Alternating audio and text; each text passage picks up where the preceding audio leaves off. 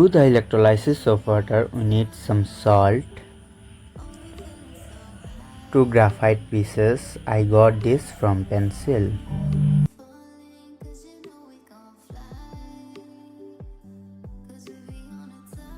A glass of water.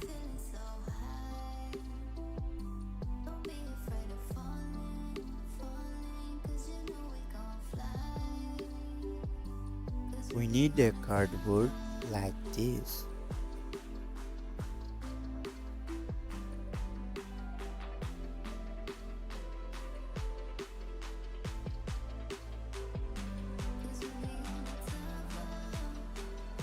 I don't have any batteries, so I will use this mobile charger. We know that water is a bad conductor of electricity, so we are adding salt to become good conductor of electricity.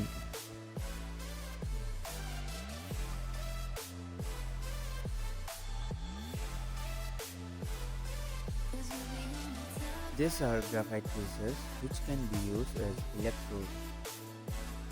So if I connect this with the positive terminal, it will become anode. And if I connect this with the negative terminal, it will become cathode.